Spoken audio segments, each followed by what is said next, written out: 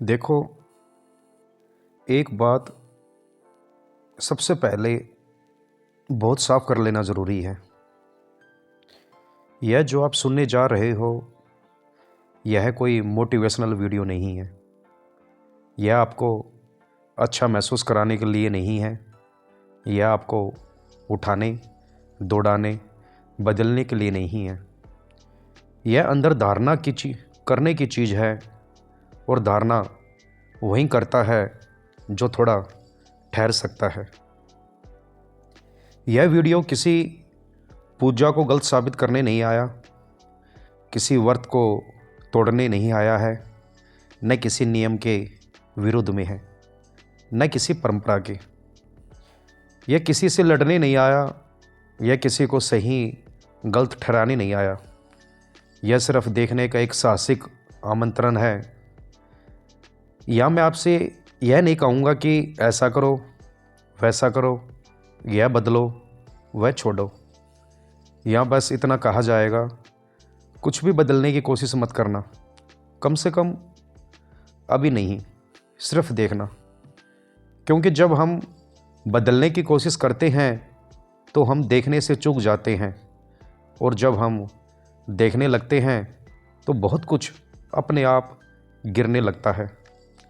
अब एक और बात जो शायद आपको अच्छी न लगे, वो ठीक है अगर न लगे। यह वीडियो चलते फिरते सुनने के लिए नहीं है। यह सफ़र में, बाज़ार में काम करते हुए कान में लगाकर सुनने की चीज़ नहीं है। अगर आप ऐसे सुनोगे तो इसका कोई लाभ नहीं होगा, बिल्कुल नहीं। यह तब काम करता है जब मन थोड़ा शांत हो, जब शरीर को कहीं भागना ना हो, जब भीतर यह हिम्मत हो कि मैं अभी कुछ देर खुद के साथ बैठ सकता हूँ। रात का समय इसके लिए सबसे उपयुक्त होता है, जब दिन भर की थकान उतर चुकी हो, जब मन थोड़ा ढीला पड़ा हो, जब आप किसी को साबित नहीं कर रहे हो कि मैं समझदार हूँ। अगर नींद आ रही हो तो भी ठीक है, यह कोई परीक्षा नहीं है। नींद आए तो आने दो। लेकिन अगर आप इसे ऐसे ही ऊपर ऊपर सुनने आए हो, कुछ नया पकड़ने, कुछ ज्ञान इकट्ठा करने, या किसी को बताने के लिए कि मैंने यह सुना, तो शायद यह आपके लिए नहीं है। और इसमें कोई समस्या नहीं है, यह कोई प्रचार नहीं है, यह कोई अभियान नहीं है। हमें यह चिंता नहीं है कि कितने लोग सुनेंगे। जो रुकेंगे वे इसलिए रुकेंगे क्योंकि भीतर कहीं कुछ तैयार है, और जो नहीं रुकेंगे उन्हें रुकने की कोई ज़रूरत नहीं। यह वीडियो उनके लिए है जो यह मानने को तैयार है कि शायद हमने बहुत कुछ किया है, लेकिन देखा बहुत कम है। तो अगर आप यहाँ तक शांत मन से बैठे हो तो बस इतना याद रखो, कुछ भी बदलने की कोशिश मत करना, कोई निष्कर्ष मत निकालना, कोई निर्णय मत बनाना। बस जो कहा जा रहा है उसे भीतर उतरने देना। अगर कुछ समझ में ना आए तो भी ठीक है, समझ से ज़्यादा यह देखने की प्रक्रिया है। अब हम धीरे धीरे उस जगह की ओर चलेंगे जहाँ पूजा, व्रत और नियम तो बहुत है, लेकिन जीवन फिर भी वहीं का वहीं खड़ा है। और वहाँ कोई उत्तर नहीं मिलेगा, बस एक साफ नज़र मिलने लगेगी। यहीं से यात्रा शुरू होती है। अब बात करते हैं मैं सब कर रहा हूँ इस भ्रम के बारे में। अब जरा अपने भीतर ईमानदारी से देखो, कितनी बार ऐसा लगता है कि मैं सब कर रहा हूँ, पूजा भी, व्रत भी, नियम भी, मंत्र भी, अनुशासन भी, और फिर भी जीवन वहीं का वहीं, वही उलझने, वही असंतोष, वही भीतर का भारीपन, वही शिकायत कि कुछ बदल क्यों नहीं रहा। मन तुरंत कहता है शायद और करना पड़ेगा, शायद ठीक से नहीं किया, शायद मात्रा कम है, शायद विधि में कमी है। और यही एक बहुत सूक्ष्म भ्रम जन्म ले लेता है। यह भ्रम यह नहीं कहता कि तुम गलत हो, यह उल्टा कहता है कि तुम सही हो। पूजा, व्रत और नियम मन को एक बहुत मीठा एहसास देते हैं कि मैं सही रास्ते पर हूँ, कि मैं प्रयास कर रहा हूँ, कि मुझे कमी है। यह एहसास मन को शांत नहीं करता लेकिन सुरक्षित कर देता है। एक तरह की ढाल बन जाती है जिसके पीछे हम खुद से छिप जाते हैं। देखो, यहाँ कोई कह नहीं रहा कि पूजा गलत है, यहाँ यह भी नहीं कहा जा रहा है कि व्रत व्यर्थ है। सवाल कहीं और है। सवाल यह है कि क्या हमने कभी देखा है कि इन सब के पीछे मन क्या कर रहा है। अक्सर पूजा करते समय भी मन भविष्य में होता है, व्रत रखते समय भी मन अपेक्षा में होता है, नियम निभाते समय भी मन तुलना में होता है, और भीतर कहीं एक आवाज़ चलती रहती है, मैं अच्छा हूँ, मैं कर रहा हूँ, मैं बाकियों से बेहतर हूँ, मेरे साथ तो बदलना चाहिए था। यह आवाज़ बहुत शोर नहीं मचाती, यह धीरे बोलती है, इसलिए पकड़ में नहीं आती, लेकिन यही आवाज़ जीवन को वहीं रोक के रखती है। क्योंकि जब तक मैं कर रहा हूँ बना रहता है, तब तक देखना नहीं होता, और जहाँ देखना नहीं होता वहाँ परिवर्तन नहीं होता। मन को कर्म प्रिय है क्योंकि कर्म से पहचान मिलती है। मैं पूजा करने वाला हूँ, मैं व्रत रखने वाला हूँ, मैं सजदा करने वाला हूँ, मैं नियमों का पालन करने वाला हूँ। इन सब के साथ मैं और मजबूत होता चला जाता है। और मज़े की बात देखो, हम बदलाव चाहते हैं क्योंकि उस मैं को छूना नहीं चाहते जो बदलाव के बीच खड़ा है। इसलिए जीवन वहीं का वहीं लगता है, न इसलिए कि पूजा में कमी है, न इसलिए कि व्रत गलत है, बल्कि इसलिए कि हमने कभी यह देखने की हिम्मत नहीं की कि जो सब कर रहा है वह कौन है। अक्सर हम प्रयासों को देखते हैं पर प्रयास करने वालों को नहीं, और जब तक प्रयास करने वाला अदृश्य रहता है तब तक जीवन अपनी जगह से हिलता नहीं। यह पहली बार थोड़ी बेचैनी आ सकती है क्योंकि यह सवाल बहुत गहरा है। अगर मैं सब कर रहा हूँ तो फिर भी कुछ नहीं बदल रहा, तो शायद मसला करने में नहीं, शायद मसला उस जगह में है जहाँ से करना शुरू हो रहा है। यह समझ तुरंत राहत नहीं देती, यह अहंकार को चुपचाप हिला देती है, और जब अहंकार हिलता है तो मन असहज होता है। लेकिन यही असहजता पहली ईमानदारी है, यहीं से देखना शुरू होता है। अब बात करते हैं करने की आदत और बदलने की उम्मीद। ध्यान से देखो, हम जीवन को अक्सर एक काम की तरह पकड़ लेते हैं, जैसे जीवन कोई प्रोजेक्ट हो। मैंने यह किया, मैंने उतना किया, अब परिणाम आना चाहिए। मन के भीतर एक बहुत साफ गणित चलता है, करूँगा तो बदलेगा, और यह गणित इतना गहराई से बैठा है कि हमें दिखता भी नहीं है। हम कहते हैं मैंने पूजा की है, मैंने त्याग किया है, मैंने संयम रखा है, मैंने गलत नहीं किया, तो फिर जीवन क्यों नहीं बदला। यहीं करने की आदत सबसे साफ रूप में दिखाई देती है। मन को करना आता है क्योंकि करना नियंत्रण देता है। मैं कर रहा हूँ, इसका मतलब है मैं कुछ पकड़ पा रहा हूँ, लेकिन जीवन किसी के पकड़े नहीं बदलता। यह बात अक्सर चुभती है क्योंकि मन पूछता है तो क्या कुछ भी ना करूँ, तो क्या सब छोड़ दूँ। यह सवाल भी करने की आदत से ही आता है। मन या तो करता है या छोड़ता है, बीच में उसे रहना नहीं आता। लेकिन यहाँ कोई छोड़ने की बात नहीं है, यहाँ कोई और करने की भी नहीं। यहाँ एक बहुत सूक्ष्म फर्क है जिसे देखना जरूरी है। करना हमेशा भविष्य की ओर देखता है, होना सिर्फ इस पल में होता है। जब हम पूजा करते हैं बदलने की उम्मीद से, तो पूजा भी एक साधन बन जाती है, और साधन हमेशा किसी और जगह ले जाने के लिए होते हैं।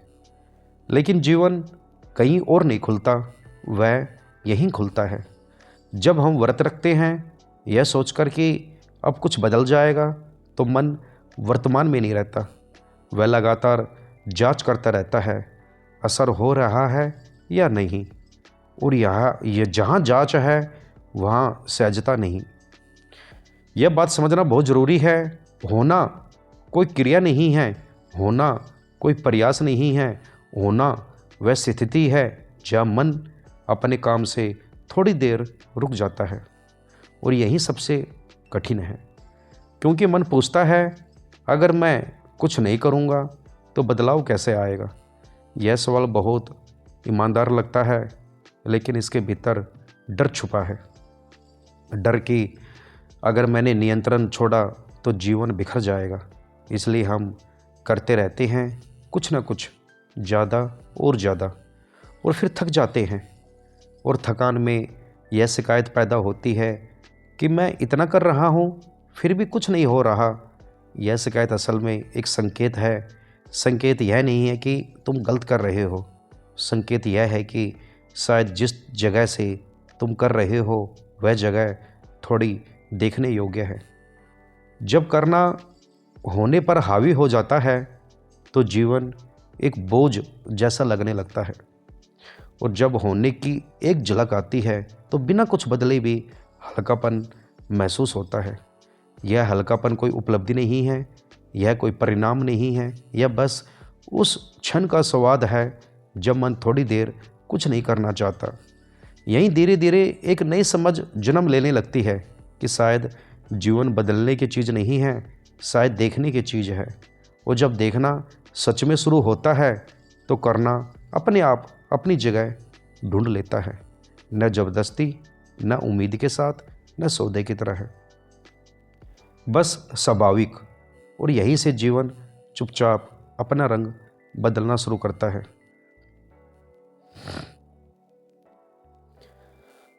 अब बात करते हैं मन, सुरक्षा और धार्मिक अनुशासन के बारे में।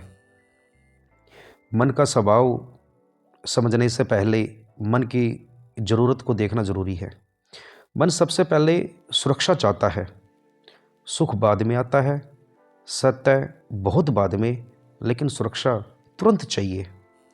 लेकिन मन अनिश्चितता से डरता है, जो स्पष्ट नहीं है वह उसे असहज करता है, और जीवन अधिकतर अस्पष्ट ही होता है। यहीं से धर्म मन के लिए एक ढांचा बन जाता है। पूजा मन को यह भरोसा देती है कि कुछ तो स्थिर है, कुछ ऐसा जो रोज़ दोहराया जा सकता है। नियम मन को सीमाएं देते हैं, और सीमाएं सुरक्षा का भ्रम रचती है। मन कहता है, अगर मैं यह करूँगा तो यह नहीं करूँगा तो मैं सुरक्षित हूँ। यह सुरक्षा असली हो या न हो, मन के लिए बहुत सुकून देने वाली होती है। इसलिए अनुशासन अक्सर डर से जुड़ा होता है।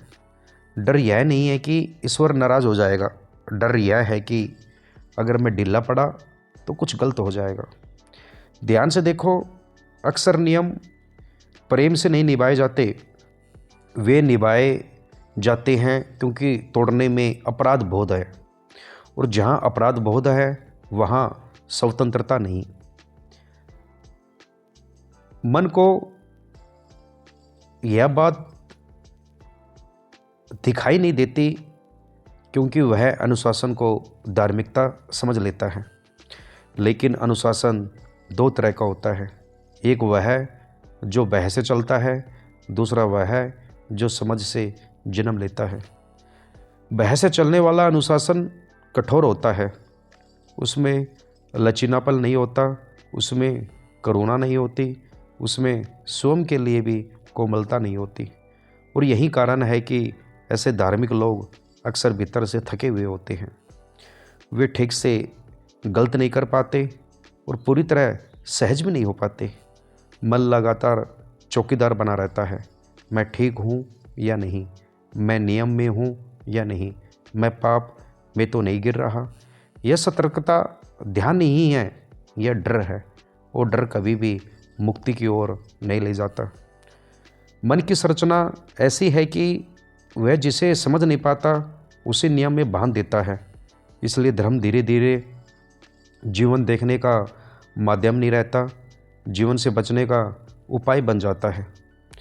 पूजा मौन की ओर ले जाने के बजाय सुरक्षा की दीवार बन जाती है। नियम जागरूकता बढ़ाने के बजाय नियंत्रण का औजार बन जाते हैं। यह बात किसी का आरोप नहीं है, यह मन की स्वाभाविक प्रक्रिया है। जब तक इसे देखा नहीं जाता, धर्म अंदर से बदलता नहीं, और जब इसे देखा जाता है तो अचानक एक नई संभावना खुलती है कि शायद अनुशासन डर से नहीं, समझ से भी आ सकता है। और शायद पूजा सुरक्षा नहीं, संवेदनशीलता सिखा सकती है। यहीं से धर्म पहली बार मन की संरचना से बाहर जागने लगता है। अब बात करते हैं शास्त्र और व्यवहार के बीच की दूरी के बारे में। जब शास्त्रों की बात आती है तो अधिकतर लोगों के मन में या तो भय उठता है या दूरी, जैसे शास्त्र किसी और के लिए हो, विद्वानों के लिए, पंडितों के लिए, या फिर उपदेश देने वालों के लिए। लेकिन शास्त्र कभी भी व्यवहार से अलग नहीं थे, वे जीवन से निकले थे, जीवन को देखकर, जीवन को जीते हुए।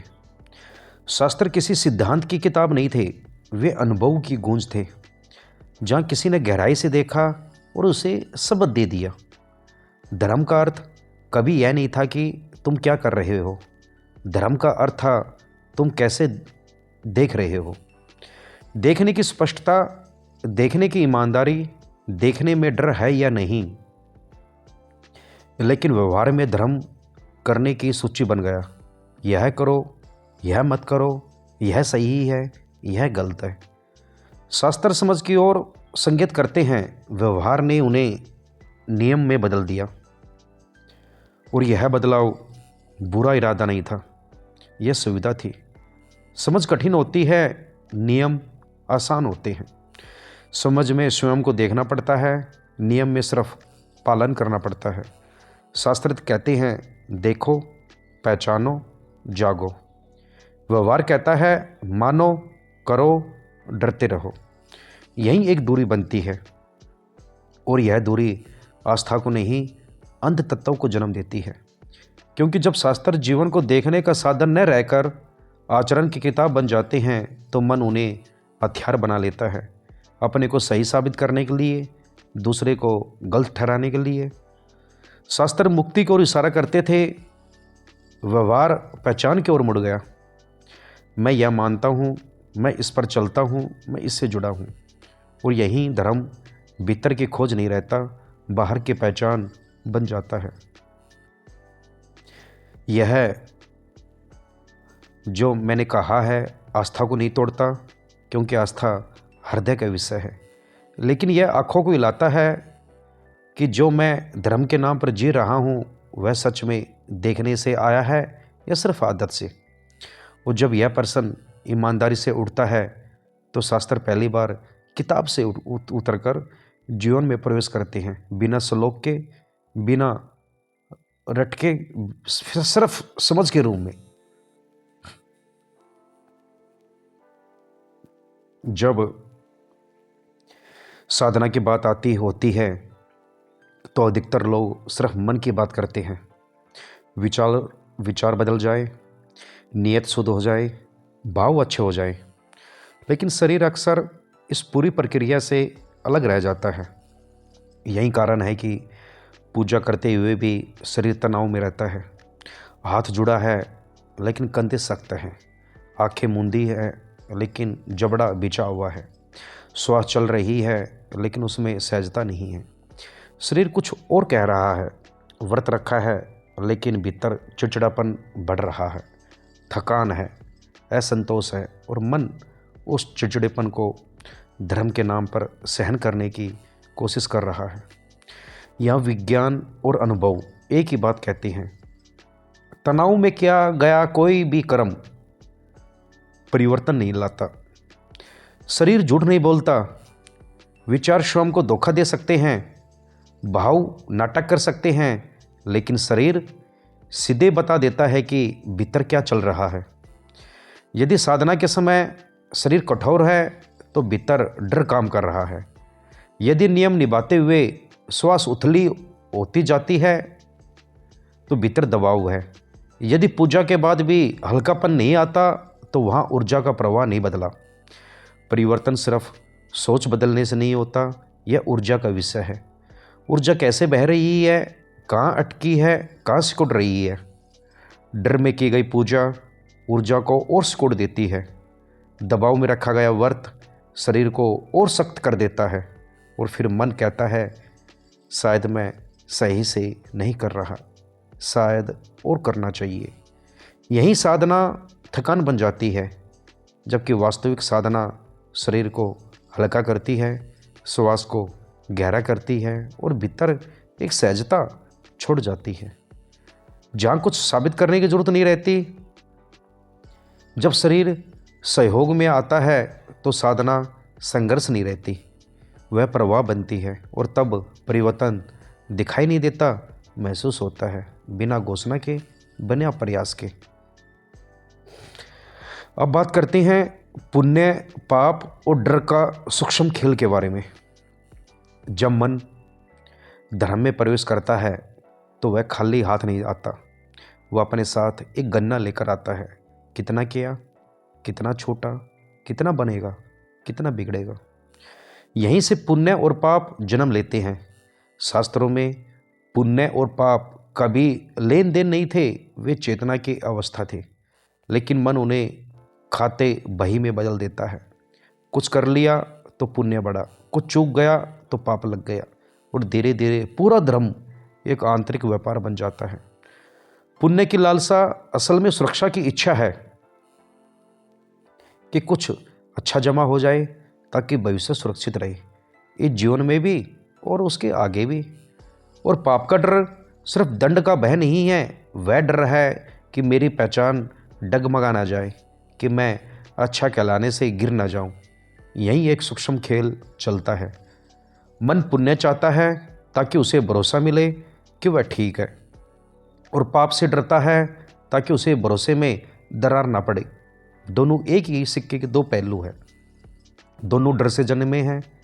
यदि डर न हो तो पुण्य की लालसा भी नहीं होगी, क्योंकि तब अच्छा होने का प्रमाण इकट्ठा करने की जरूरत नहीं रहती। और यदि लालसा न हो तो पाप का भय भी अपने आप गिर जाता है। लेकिन धर्म के भीतर यह लेन देन इतना गहरा बैठ गया कि हम उसे धर्म समझने लगे हैं। पूजा करते हुए मन पूछता है मिलेगा क्या, त्याग करते हुए मन गिनता है कितना मिला। यह विद्रोह नहीं है, यह देखना है। यह नास्तिकता नहीं है, इसे समझना। यह सिर्फ ईमानदारी है, क्योंकि जहाँ लेन देन है वहाँ प्रेम नहीं हो सकता, और जहाँ डर है वहाँ मुक्ति नहीं हो सकती। पुण्य और पाप यदि डर से जन्मे हो तो वे बंधन बनते हैं, लेकिन जब डर देखा जाता है और लेन देन पहचाना जाता है तो धर्म पहली बार हल्का होता है। वहाँ कुछ पाने की जल्दी नहीं रहती और कुछ खोने का भय नहीं रहता, और उसी हल्केपन में धर्म फिर से श्वास लेने लगता है। अब हम उपनिषदों की दृष्टि से कुछ समझने की कोशिश करते हैं। इतनी देर तक ध्यान बाहर रहा, कर्म पर, आचरण पर, अनुशासन पर, पुण्य पाप पर। अब प्रश्न धीरे से मुड़ता है, बदलना किसी है। जीवन को परिस्थितियों तो आती जाती रहती है, वे कभी स्थिर नहीं रही। आज जो है वह कल नहीं होगा, और जो नहीं है वह आ सकता है। यदि परिवर्तन परिस्थितियों का विशेष होता तो धर्म सिर्फ व्यवस्था सुधार होता, लेकिन उपनिषद वह नहीं रुकते। वे पूछते हैं जिसे परिवर्तन चाहिए वह कौन है, क्योंकि जिसे बदलने की इच्छा है वही असंतोष का केंद्र है। जीवन नहीं कहता कि मुझे बदलो, परिस्थितियाँ नहीं कहती कि हमें सुधारो। यह आवाज़ अंदर से आती है। देखने वाला जो अनुभव कर रहा है वही बेचैन है। उपनिषद कहीं भी यह नहीं कहते कि जीवन को ठीक करो, वे कहते हैं दृष्टि को समझो, क्योंकि जिस दृष्टि से तुम देख रहे हो वही संसार बन रही है। जब दृष्टि डर से भरी होती है तो धर्म भी डर बन जाता है। जब दृष्टि लालसा से भरी होती है तो साधना भी साधन बन जाती है। और जब दृष्टि अपने आप को अलग मानती है तो हर अनुभव संघर्ष बन जाता है। यहाँ कोई सुधार नहीं है, कोई अभ्यास नहीं है, कोई लक्ष्य नहीं है। सिर्फ एक सीधा सवाल है, जो दुखी है वह कौन है? जो बदलना चाहता है वह कौन है? और जब यह प्रश्न बाहर नहीं अंदर उतरता है तो पहली बार मन शांत होता है, क्योंकि उसे कुछ करने को नहीं मिलता। वह जिस बदलाव की मांग कर रहा था वह खुद ही जांच में आ जाता है। और यही उपनिषदों की दृष्टि है। परिवर्तन किसी वस्तु का नहीं, किसी स्थिति का नहीं। परिवर्तन उस केंद्र का है जो सब कुछ देख रहा था और खुद को अछूता मान रहा था। जब देखने वाला देखा जाता है तो जीवन बदलने की ज़रूरत खो देता है, क्योंकि तब जीवन जैसा है वैसे ही स्पष्ट हो जाता है।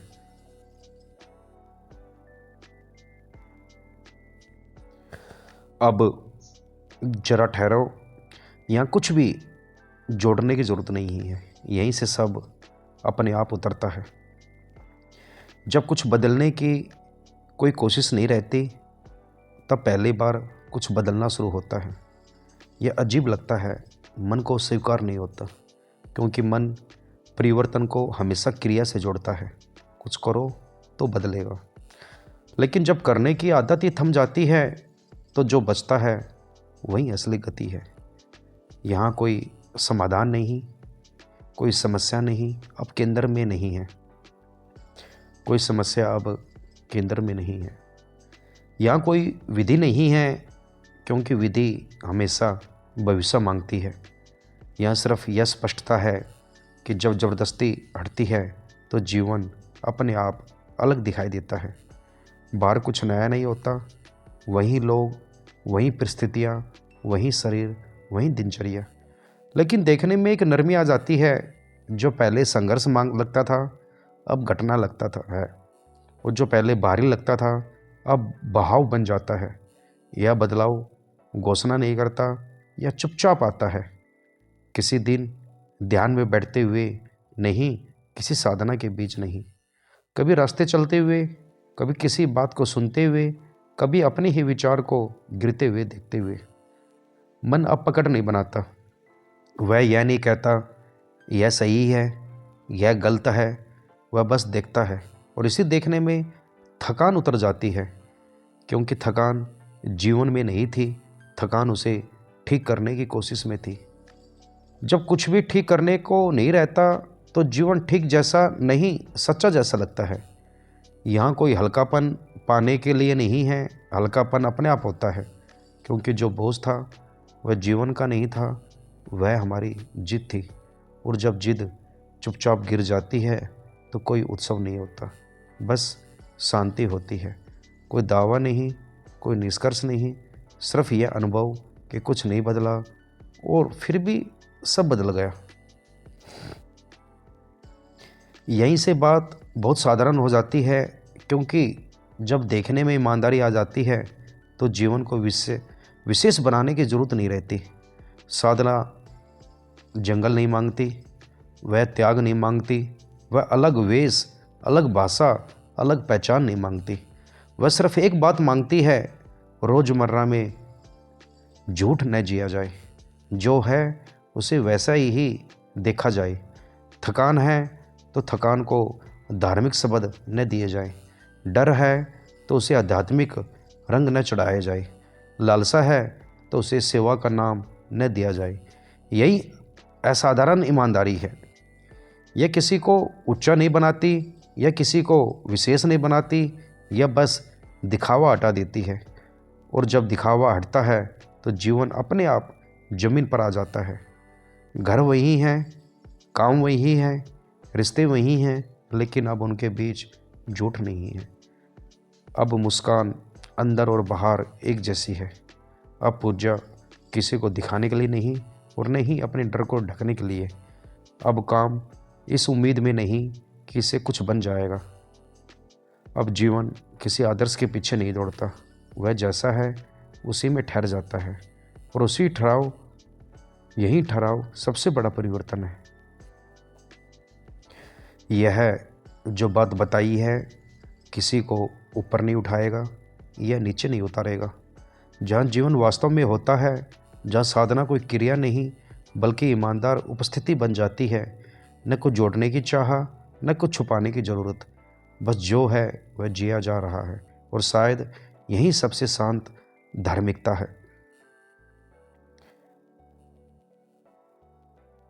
अब बात करते हैं मौन, ठहराव और देखने की परिपक्वता के बारे में। यहाँ शब्द अपने आप धीमे हो जाते हैं, क्योंकि अब समझाने के लिए ज़्यादा कुछ बचता नहीं। जो सुन रहा है वह अब सिर्फ सुन नहीं रहा, वह ठहर रहा है। मौन कोई खालीपन नहीं लगता, वह बोझ नहीं बनता, वह डर नहीं देता। मौन अब जगह बन जाता है। बीच बीच में कुछ ना करना है सहज नहीं लगता, बल्कि सच जैसा लगता है। ठहराव अब रुकावट नहीं है, वह थकान नहीं है, वह भागने की हार नहीं है, वह पूरा होने का संकेत है। यह देखने वाला जल्दी निष्कर्ष नहीं चाहता, वह सही गलत तय करने की जल्दबाजी में नहीं है, वह बस देख रहा है। मन उठता है तो देखा जाता है, शरीर प्रतिक्रिया करता है तो देखा जाता है, कोई विचार आता है तो उसे बनाए रखने की कोशिश नहीं होती और हटाने की भी नहीं। यह देखने की परिपक्वता है, न पकड़ न विरोध। यही कारण है कि यहाँ शब्द हल्के हो जाते हैं, क्योंकि श्रोता अब शब्दों से कुछ लेने नहीं आया, वह अपने भीतर जगह बनाने आया है। यहाँ कोई अभ्यास नहीं बताया जाता, कोई विधि नहीं दी जाती, फिर भी कुछ घट रहा है। कुछ न करते हुए भी कुछ स्पष्ट हो रहा है। वीडियो अब जानकारी नहीं देता, वह एक स्थिति बनाता है, एक ऐसा पल जहाँ कोई जल्दी नहीं, जहाँ कुछ साबित नहीं करना, जहाँ सिर्फ उपस्थित रहना काफ़ी है। और शायद यही वीडियो साधना बन जाता है, बिना घोषणा के, बिना दावा के, बस एक शांत आमंत्रण। अब आखिरी में हम समापन में कहेंगे, यहाँ कुछ समाप्त नहीं होता और कुछ घोषित भी नहीं किया जाता। जीवन जैसा था वैसा ही दिखाई देता है, वही दिनचर्या, वही लोग, वही परिस्थितियाँ, लेकिन उनसे संबंध अब पहले जैसा नहीं रहता। पूजा, व्रत, नियम, ये सब कभी गलत नहीं थे। गलत यह भी नहीं था कि उनसे कुछ पाने की आशा रखी गई। गलत बस इतनी सी भूल थी कि उनसे जीवन बदलने की उम्मीद रख ली गई। जीवन बदलने की वस्तु नहीं है, वह घटता है, वह चलता है, बदलता है तो देखने का ढंग। अब पूजा कुछ पाने का साधन नहीं रहती, वह एक स्वाभाविक झुकाव बन जाती है। व्रत मन को साधने की कोशिश नहीं रह जाते, वे शरीर की भाषा समझने लगते हैं। नियम डर से नहीं चलते, वे सहज अनुशासन बनते हैं। यहाँ कुछ छोड़ा नहीं जाता, कुछ पकड़ा भी नहीं जाता, बस उम्मीद धीरे से हट जाती है और उसके हटते ही जीवन से संघर्ष थोड़ा कम हो जाता है। कोई चमत्कार नहीं, कोई विशेष अनुभव नहीं, बस एक शांत समझ कि जीवन ठीक होने के लिए कभी रुका ही नहीं था। रुकावट हमारे दबाव में थी। अब शब्द और आगे नहीं बढ़ते, क्योंकि जो कहा जा सकता था कहा जा चुका। जो समझ में आ सकता था वह अब शब्दों से बाहर है। यही मौन शुरू नहीं होता, यही मौन दिखने लगता है। और अगर चाहो तो यहीं रुक जाना पर्याप्त है।